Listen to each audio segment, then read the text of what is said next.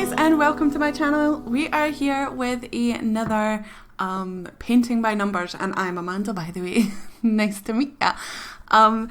So yeah, I have already done a painting by numbers. If you want to check that out, it'll be in the description below or in the cards or wherever. And you can go and check that out. And I talk a lot about my first experience from painting by numbers. Obviously, I've painted by numbers before, especially when I was a child. And it's fun, and yeah, it's great.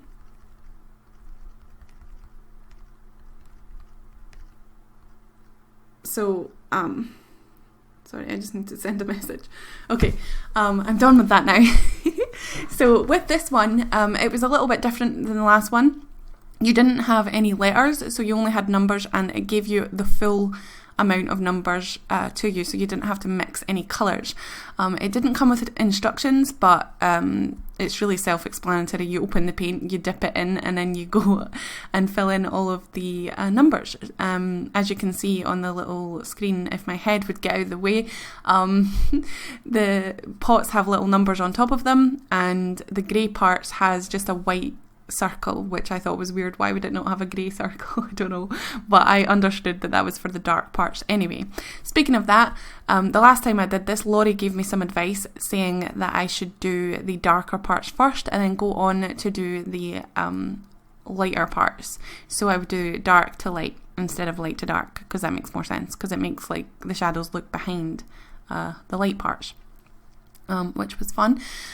I will say that I very quickly changed to my own brushes. I just used craft brushes that I got from the same store that I got this from. This was £6 reduced to £3, so it was really cheap.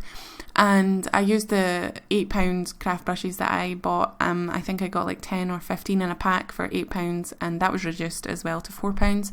So that was fun. And I didn't use the brushes. I used the smaller brush a lot, but it got frayed and splayed out quite quickly. So that was that. But eventually I just ended up not really caring about the amount of paint on my brush, and I didn't really try and stay within the lines that much. I did try a little bit, but as long as the other numbers weren't covered by a different numbered paint, then it didn't really matter to me, and I could just merge it all together. So the painting turned out to be a little less detailed than what it would have been if I followed the lines to a T. There is also dots on it, and as we didn't get any instructions with the painting by numbers pack, it doesn't tell you that the dotted lines on the painting that it provides you with means dry brushing. So if you get that, then you have to blend it together with dry brushing. There are really tiny dots. It was really hard to see this one. That's why my head is in the way so much, because I have to like bend down really hard to see what I'm doing, because the lines were very light. It was very grey, so it was easier to cover, but it was also harder to see. I think that, oh, by the way, this took me 4.5 hours to do. If I wasn't filming and if I tried to follow the lines exactly, then it would probably take me way longer than that, like over 16 hours. There is whiskers on the cat, but because I wasn't using very thin brush, or the brush that I was using had a lot of paint on it, I lost the whiskers quite quickly, and I didn't actually put them back in, but I could go and put them back in easily, because then I could just follow from the tip where I know that it is there. I tried to avoid it, but it was really hard, especially because I had so much paint on my brush. But it was really fun to do, and I'm doing a cat because I decided that I want to do some pet portraits, so I thought that doing a cat would help me in that. It didn't really teach me anything apart from that cats have a lot of different colours in their fur, and some of them are really fluffy. I also have another one that is a train, but I don't think I'm going to do a video of that. I don't think I could really keep on doing these videos because it's all the same stuff, unless you guys like to see me doing a speed up version of painting by numbers. But I think that I'm just going to do the train one to myself and spend a lot of time doing it and trying to be as neat as possible and as detailed as possible. I think that I would actually prefer to take the paint or a little bit of paint out of the tube or the tub that it came in and put it on a paper plate and mash it around and mix it up, because just dipping it into the pot did make me have way more paint on my brush than I wanted to, and then it was hard to get off because there was paint all around the sides of the tub and stuff like that. So I definitely learned from this one a lot more than the other one, because I had to mix a lot of colours with the other one. I had a paper plate at the ready to mix, and the paint did go on a lot better that way. The paint is really thick. I'm not sure I like acrylic paint because it's so thick and it just doesn't really flow very well unless you have a lot of water, and if you have too much water then you have to go over it 100 times, and it just isn't the best experience for me personally. But I do want to get better at it and I want to test it out. So having the train, which I want to put in maybe my son's bedroom when I get to decorate his room, because he really likes vehicles, I will paint the train and then put it on his wall eventually. But it's going to take me a while to do the train and also a while to decorate his room, because we don't want to decorate the room that we have just now, but that's a tangent that we don't need to go on. But yeah, it's weird because even though I knew what I was painting and I could see the finished product, it was kind of weird to realise what I was painting at the time. I was like, oh, I'm painting the basket. That's going to turn into the basket eventually. All these different colours that I need to use for this one thing is going to turn into a wicker basket. It was really fun to kind of realise that. Sorry that just popped up then. I was filming on OBS and I had my stream set up still there, so a couple of times people subscribe to me while I'm recording a video, even though I'm not live streaming.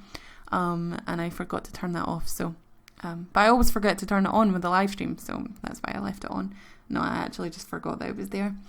But yeah, I had so much fun doing this, and I definitely would do them again, but I feel like a lot of pressure when I'm doing a video for them. That's why I said that I would like to do it just by myself and not recording a video, because not so much pressure this time, because last time I did it with my camera, like my vlogging camera, which meant that it would cut out every 20 to 30 minutes, and I would have to make sure that all the batteries were charged. But with this recording, I just had to turn on OBS and not look at it.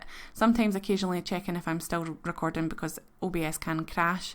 But I didn't have any issues. I recorded 4.5 hours of footage, and I didn't have to worry about whether I was recording or not.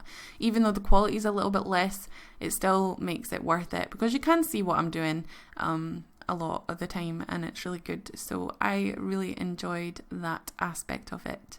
While I was painting this, even though I prefer to listen to things when I'm painting or drawing, I decided to watch TED Talks, which I didn't really have to watch, but sometimes they would show you artworks that they had done in the past. Sorry that my head's in the way in this part. So I was watching and listening to TED Talks, the artist playlist. I just typed in artist podcast playlist TED Talks and it came up. And I was watching Dee Willingham as well on YouTube, so I was actually watching things while I did this, but it does slow down your process a little bit. Even though this was quick for a painting by numbers painting, I did it in 4.5 hours, but if you want to make it look good and be careful, then it will probably take you up to 16 hours. I mean, I know that Laurie has done one before and it took her like 60 hours, and hers looks absolutely amazing, beautiful work. And that's because she put the time and effort into it. So if you want it to be good and you don't want to make it look like a blobby mess, then I suggest that you take your time and use a smaller brush when you need to, and not try to fit a huge brush into a little tiny space. So that's that. I really enjoyed doing this though, and it's fun. So yeah, I don't know if you guys want to see me do another one of these. I might buy more and do them. There is a dog. There's not that much selection at my... I really do want to try the create your own one. And I also want to try the ones online that you get that are more expensive, to see the difference. I think the more expensive they are and the more artist quality they are, the harder they are. Obviously, I haven't found any kids ones yet. I might try a kids one, and maybe when Caden's a little bit older, try them with him. and see how fun they are, because he can't even colour in a colouring book straight, so I don't think he'll be able to paint. But he is really good at precision these days. Anyway, putting the last finishing touches on, just darker bits where I've went over with light, and signing it. And then here are a bunch of videos and other channels that you can subscribe to and look at. Thank you so much for watching. Please remember to comment, like and subscribe if you haven't already. If you have, thank you so much for your support. Remember and put the notification bell on as well, so that you get notified of all the videos I post Monday to Friday, and I will see you next time. Bye guys.